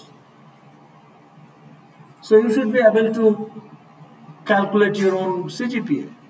তাই আমি এখন ধরুন অন ক্লিক মেথড, আমি কেন আপনার CGPA ক্যালকুলেট, আমি বলবো যে ভাই আপনার CGPA টা কত? তাহলে অন ক্লিক মেথডকে রিকোয়েস্ট করা হয়েছে বাটন ক্লিক করে CGPA দেখানোর জন্য। তাহলে অন ক্লিক মেথড হচ্ছে কন্ট্রোলারের মেথড, আউটসাইডার। আর আপনি স্টুডেন্ট, আপনার স্টুডেন্ট ক্লাসে একটা মেথড আছে অলরেডি বিল্ট ইন, তাহলে আমি ওটাকে ইউজ করব। তাহলে অন ক্লিক মেথড আপনার মেথডকে ইউজ করবে to get the CGPA and then update the level or view. Got your answer? Okay. তাহলে আমার সাথে সাথে এগুলো করে ফেলেন। তাহলে টু স্ট্রিং এখন আমরা জেনারেট করব, জেনারেট টু স্ট্রিং। এখন এই যে টু টু স্ট্রিং এর কাজ কি? String equivalent of your object. So আমি যদি এখন বলি যে স্টুডেন্ট ইজ অ্যান অবজেক্ট, এটা তো স্ট্রিং না, তাহলে এটাকে আমি প্রিন্ট ফাংশনে দিব কিভাবে, বা এটাকে একটা লেভেলের সেট টেক্সট করব কিভাবে? তাহলে আমার একটা স্ট্রিং ইকুইভ্যালেন্ট লাগবে। So if I want to have the string equivalent of the student Asif, what information I want there as part of the string? All the field values. So typically all the fields are selected, but if you want you can generate it to string with partial fields, but typical setup হচ্ছে all of them, তাহলে যে auto generate হয়ে গেল। এখন এইটার string equivalent আমাকে কি print করবে বলেন তো? আমার C1 যদি একটা কমপ্লেক্স নাম্বার হয় আর আমি যদি বলি C1.to স্ট্রিং, স্ট্রিং হিসেবে আমি কি পাবো? কোটেশনের ভেতর কি পাবো বলেন? Complex number second bracket real equal to 3 comma space imaginary equal to 4 second bracket close, provided real and imaginary are 3 and 4। মানে যদি এই অবজেক্টের রিয়েল এর ভ্যালু 3 হয়, যদি ইমাজিনারি ভ্যালু 4 হয়, তাহলে আমাকে ওরকম একটা কিছু দেখাবে। কিন্তু আমি ওইটা চাই না, আমি চাই কি 3 + 4i এইভাবে চাই। তাহলে আমি এটাকে মডিফাই করতে পারি। সো তাহলে আমি এখন এটাকে কি করতে পারি দেখেন, আমি এটাকে কমেন্ট করে রাখছি। তাহলে আমি বলতে পারি যে রিটার্ন রিয়েল এর ভ্যালুটা কিন্তু চাই, নট দ্য ওয়ার্ড রিয়েল। তাহলে রিয়েল তার সাথে একটা প্লাস সাইন, তার সাথে the value of field imaginary, তার সাথে the keyword I, এটা রিটার্ন করব। আপনি you can actually modify according to your requirement। ও দেখাই তো কমপ্লেক্স নাম্বার সেকেন্ড ব্র্যাকেট তার ভিতরে রিয়েল ইকুয়াল টু এত কমা ইমাজিনারি ইকুয়াল টু এত। Now instead of that I want to print it in a proper complex number format, the 3 + 4i, so I can change, update or change my toString code। ওকে, এখন আপনার real এর value যদি হয় 3 আর ইমাজিনারির value যদি হয় 4 একটা অবজেক্টের জন্য, তাহলে সে কি প্রিন্ট করবে? 3 + 4i। কিন্তু রিয়েল যদি হয় 3, ইমাজিনারি যদি হয় -4, তাহলে সে কি প্রিন্ট করবে? সো আপনি তো সেটা চান না। So what you want? You want plus sign if the imaginary is positive, but if the imaginary is negative, automatically negative sign will be printed, so you don't want to print the plus sign। So এটা অনেক ভাবে করা যায়। তাহলে আপনি কি করতে পারেন, একটা স্ট্রিং নিতে পারেন, string sign turn equal to, তাহলে আপনি বলতে পারেন যে if sign is, if imaginary is positive, change the sign,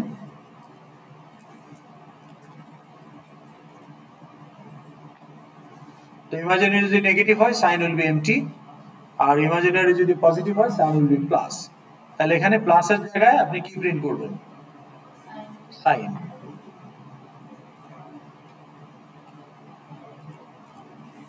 তাহলে প্লাসের জায়গায় sign. So now it will print the format 3 + 4i or 5 - 6i, whatever. The actual it will look like a complex number. So you can actually modify that to string, okay, if you want. আপনি যদি standard format নিতে না চান, you can actually modify। তাহলে আমাদের model class ready with standard method, কিন্তু আমরা তো অ্যাডও করতে চাই, তাহলে একটা অ্যাড মেথড লাগবে। ওকে, নাও ইউ অ্যাড মেথড। এখন আপনি আমাকে বলেন যে এই যে আমি এখানে এই যে কনস্ট্রাক্টর বা এই যে কনস্ট্রাক্টর, এটা একটা ক্লায়েন্ট থাকবে, তাহলে ও কাকে নিয়ে কাজ করে? ক্লায়েন্টকে নিয়ে। ক্লায়েন্ট আমরা বলেছি, ক্লায়েন্ট বলবেন না হইলে সব বলতে হবে তো, হ্যাঁ? What is a client for a field or for a method? এটা বলা হয় নাই আপনাদের ক্লাসে? এখানে থাকবে, বলা হয় নাই এই যে ডটের আগে, ডটের ডানে থাকে মেম্বার, ডটের বামে থাকে ক্লায়েন্ট। হ্যাঁ, মানে রিপিট করায় না আমাকে দিয়ে, রিপিট করালে তো এটা কারোর জন্যই লাভ নাই, ভিডিওতে সবই আছে। না হয়ে থাকলে বলেন। ক্লায়েন্ট সিভিটিক্যালি বলা হয়েছিল কিন্তু মানে ভালো একটা নাম আছে আচ্ছা, এই যে ডটের ডান পাশে থাকবে মেম্বার, বাম পাশে থাকবে ক্লায়েন্ট, এটা আলাপ হয় নাই? ওকে, তাহলে এখন দেখেন, আপনি যখন বলতেছেন যে আসিফ ডট আইডি, আসিফ হচ্ছে একটা স্টুডেন্ট অবজেক্ট, তাহলে what is ID? Member data field, and who is the client? এখানে ক্লায়েন্ট হিসেবে কি দেওয়া হয়েছে, মানে আসিফের পরিচয় কি? স্টুডেন্ট অবজেক্ট, মানে এমটি অবজেক্ট না, instantiated object with memory. So তাহলে আসিফ হচ্ছে একটা ইনস্ট্যান্স, ক্লাস ইনস্ট্যান্স। ডান পাশে কি আছে? What it is? Method which is a member, member function. তাহলে ডান পাশে মেম্বার, বাম পাশে client. Now who is the client? Asif. তাহলে ক্লায়েন্ট হচ্ছে আপনার একটা ইনস্ট্যান্স। এইটা স্ট্যাটিক ফিল্ড আপনাদের সাথে আলোচনা করা হয় নাই, হয়েছে না, কাজে এইটা এখন ভুলে যান। তাহলে আপনার বাম পাশে হচ্ছে ক্লায়েন্ট।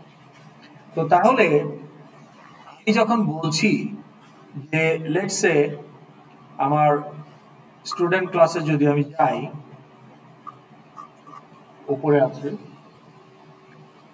এই যে, now Asif, how many objects are দেয়ার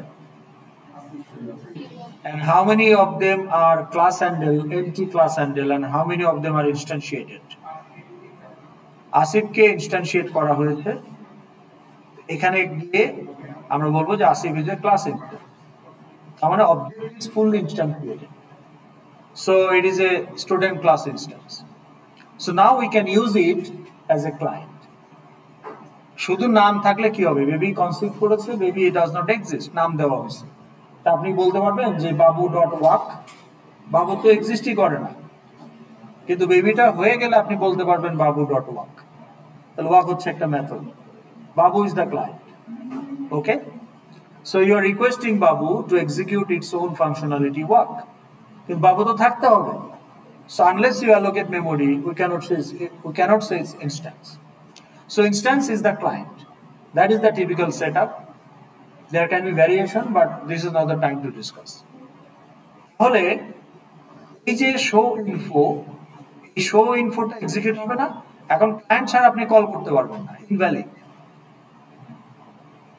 আপনি যে ক্লায়েন্ট ছাড়া একটা মেথড কল করেন, এটা হবে না। ক্লায়েন্ট ছাড়া আপনি ফিল্ডকেও রিড রাইট করতে পারবেন, আপনি সিম্পলি প্রিন্ট আইডি, হবে না। কেন হবে না? Because when you allocate memory, আমি যে অবজেক্ট স্পেস দেখাই আপনাকে, where is that?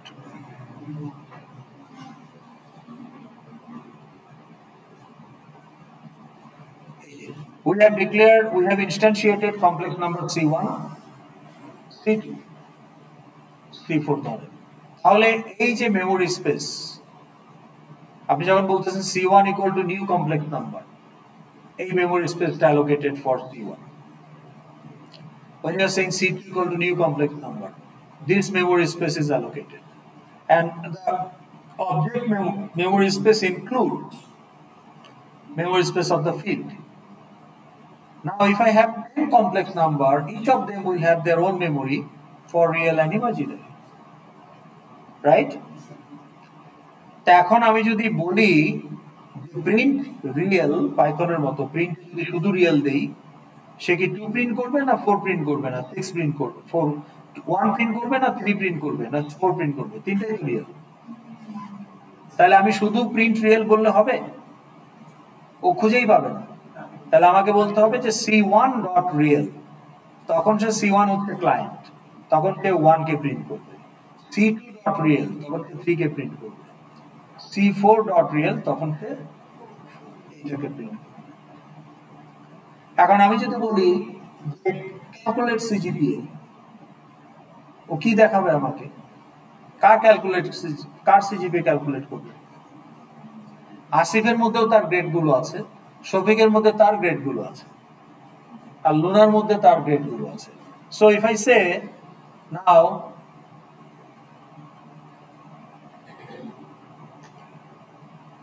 if I say যে এমপ্লয়ি যদি আমার একটা ক্লাস হয়, every employee has their own salary, own ID, own name, own date of joining, তাহলে এগুলো হচ্ছে আমার এমপ্লয়ির মেমোরি স্পেস। আসিফের এরকম একই রকম ভাবে যদি শফিক হয় তাহলে তার জন্য থাকবে। তো তাহলে আমার একটা মেথড যদি এই ফিল্ডগুলো ইউজ করতে চায়, মেথডকে জানতে হবে না কোন অবজেক্টের ফিল্ড,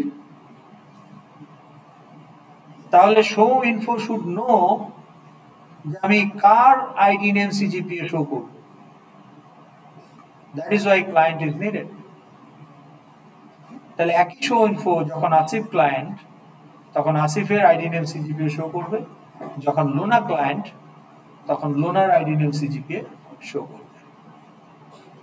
বুঝাইতে পারছি? মেমোরি নাই, এটা এটা রান করবে না, বিল মানে ক্র্যাশ করবে। কিন্তু আমি ধরে নিচ্ছি আছে, তাহলে আপনাকে লোনাতে বলতে হবে যে লোনা equal to new student. You are right. তো তাহলে এখানে আপনি এখন লোনার ডাটা দিবেন, তখন লোনারটা তখন তখন অ্যাকচুয়ালি ইনস্ট্যান্স।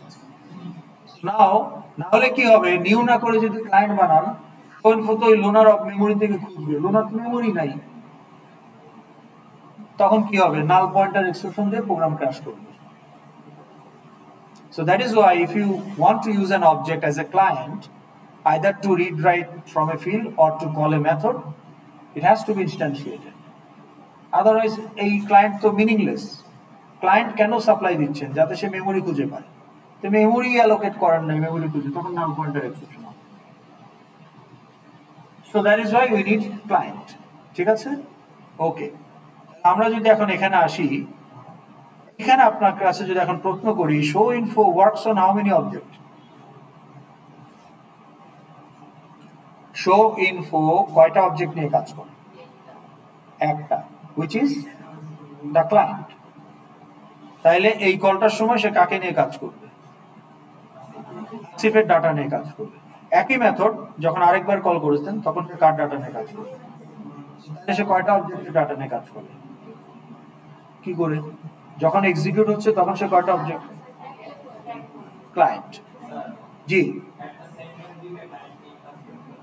ক্লায়েন্ট কখনো দুইটা হবে না, ক্লায়েন্ট কখনো দুইটা হয় না। ক্লায়েন্ট মানে কি, এই কলটার ক্লায়েন্ট কে? দুইটা 10 বার কল করতে পারেন উইথ 10টা ডিফারেন্ট ক্লায়েন্ট, কিন্তু একটা কলের ক্লায়েন্ট একটাই। এখন আমি 10 জনকে অ্যাসাইনমেন্ট করতে বলতে পারি, আমি আপনাকে বলতে পারি যে Asif submit assignment, Shafiq submit assignment. তাহলে এই প্রথমবার যে বললাম ওইটার ক্লায়েন্ট হচ্ছে আসিফ, পরেরবার যে বললাম ওইটার ক্লায়েন্ট শফিক, কিন্তু একটা কলে তো আমি 2 জনকে ক্লায়েন্ট করতে পারবো। But what if your method needs to work with multiple object? যেমন অ্যাড, কমপ্লেক্স নাম্বার অ্যাড করতে হলে তো একটা কমপ্লেক্স নাম্বার দিয়ে হবে না, তাহলে একটা ক্লায়েন্ট হলে আরেকটা কি হবে? প্যারামিটার।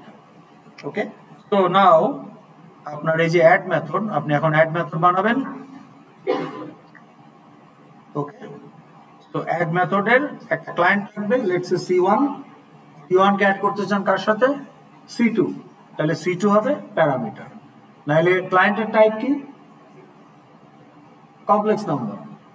যার সাথে অ্যাড করবেন তার টাইপ কি? তাহলে প্যারামিটারের টাইপ কি হবে? Also complex number. Okay, so complex number C। আর অ্যাড করে যেটা পাবেন সেটা কি? তাহলে অ্যাড ফাংশন কি জেনারেট করবে? তাহলে আমি যদি এখন লিখি যে C3, আমি যদি এখন এখানে লিখতে চাই যে C3 equal to C1 dot add, what this add method supposed to do? What it's supposed to do?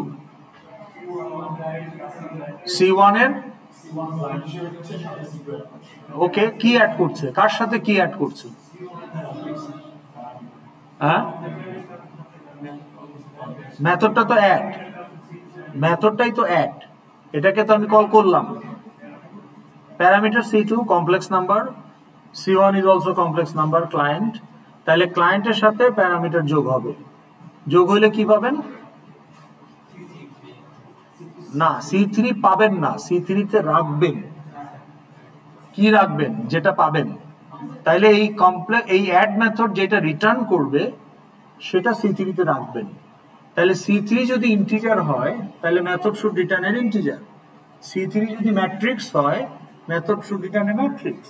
C3 যদি স্ট্রিং হয় method should return a string.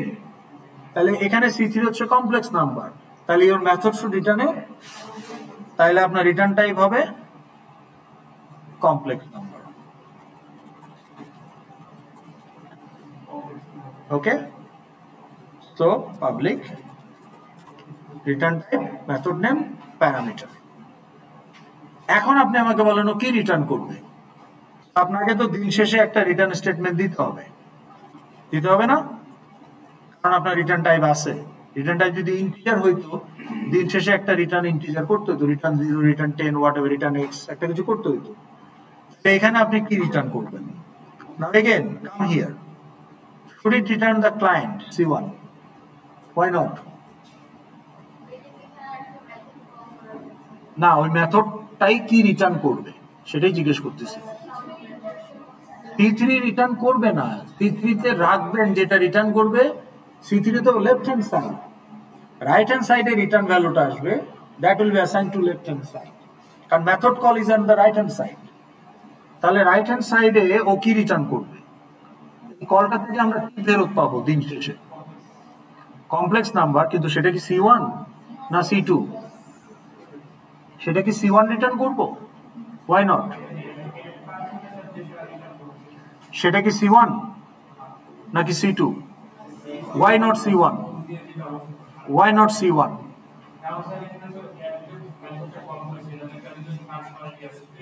হ্যাঁ, ওই অ্যাড মেথডটা চাইলে তো C1 কেও রিটার্ন করতে পারে। আপনি ভেতরে একটা কমপ্লেক্স নাম্বার রিটার্ন করলেই হলো। সিনট্যাকটিক্যালি কারেক্ট, লজিক্যালি কারেক্ট না ইনকারেক্ট সেটা অন্য জিনিস। আপনার logic may be wrong, but compiler কিছু বলবে না সে যদি C1 কে, কারণ রিটার্ন টাইপ তো কমপ্লেক্স নাম্বার। তাহলে যে কোনো একটা ভ্যালিড অবজেক্ট রিটার্ন করলেই হলো, as long as it is A complex number object. তাহলে C1 কে রিটার্ন করবে না কেন? আপনি বলছেন করবে না, কারণ C1 ইজ নট দ্য যোগফল। C1 প্লাস C2 কে যোগ করলে কি C1 হবে রেজাল্ট, নাকি C2 হবে? তাহলে আপনি যদি বলেন যে z equal to x plus y, তাহলে x প্লাস y থেকে কি x z এ যাবে না y z এ যাবে? কোনোটাই যাবে না, ওই দুটার যোগফল যে ভ্যালুটা সেটা যাবে। তাইলে একটা ক্যালকুলেটেড ভ্যালু যাবে না, নট দ্য অপারেন্টস। তাহলে এখানে C1 অপারেন্ট, C2 অপারেন্টস, কিন্তু nature of the addition of complex number, matrix বা এমনি number are not the operant themselves. Result of an arithmetic operation is a different value, different than your operand itself. তাহলে operant return করে তো লাভ নাই। এখানে C1 return করলেও result পাবেন না, C2 রেজাল্ট রিটার্ন করলেও রেজাল্ট পাবেন না, কারণ আপনি তো অ্যাডেড ভ্যালু পাচ্ছেন না, অরিজিনালটাই পাচ্ছেন, আইদার অরিজিনাল C1 অথবা অরিজিনাল C2। তাহলে আপনাকে একটা ক্যালকুলেটেড ভ্যালু রিটার্ন করতে হবে। So your add method, you are right, আপনার add method need a calculated complex number. তো আপনি একটা ডিক্লেয়ার করেন কমপ্লেক্স নাম্বার,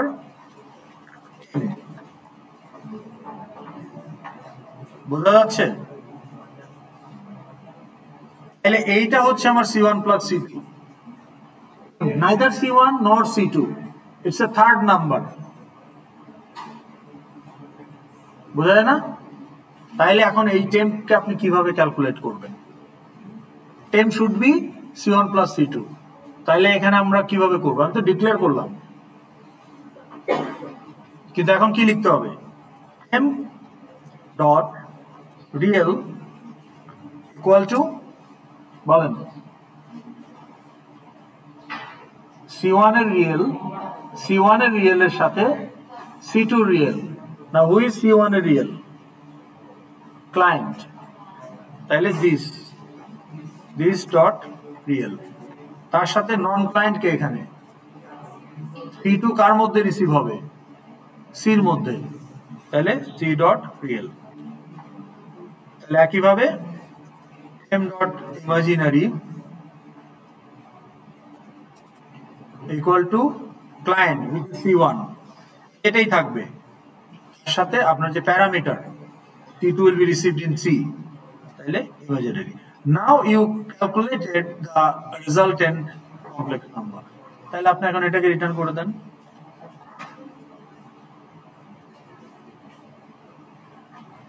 এখন এখানে এরর দিচ্ছে কেন বলেন তো দেখি, বলতে পারলে চকলেট, যে বলতে পারবেন।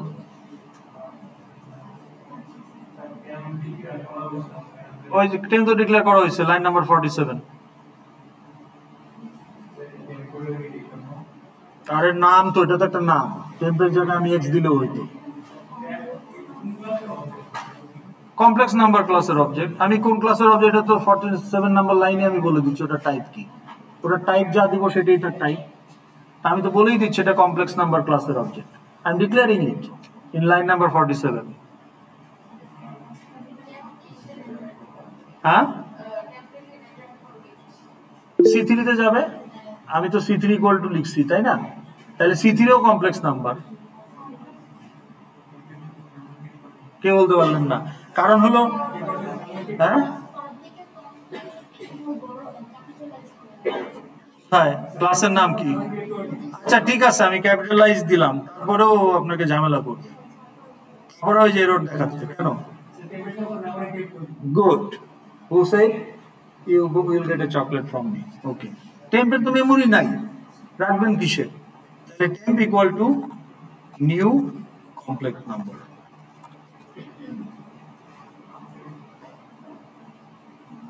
এখন এটা কাজ করবে, এখন এটাকে আমি ইউজ করবো কোথায়? তাহলে একটা অ্যাড বাটন রাখবো, তাহলে আমার FXML এ চলে যাই।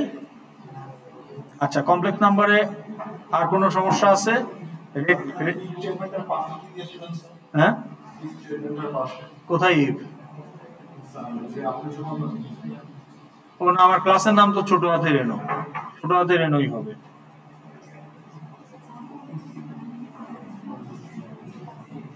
কোথায় দিয়েছিলাম? হ্যাঁ,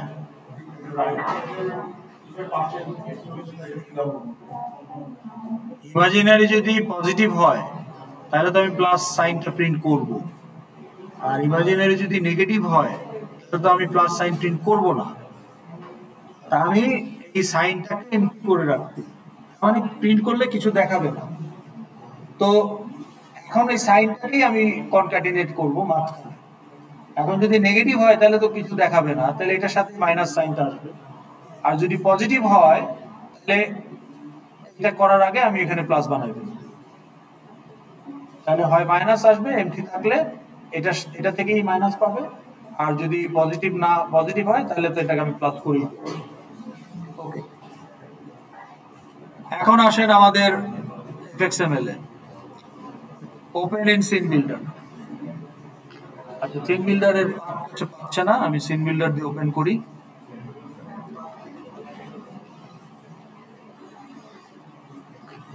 আপনারা সবাই সিন বিল্ডার ওপেন করে ফেলেন।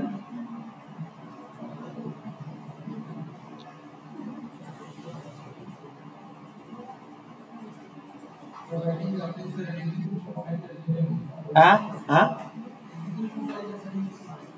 এক্সিকিউশন ফাইলটা বুঝি নাই।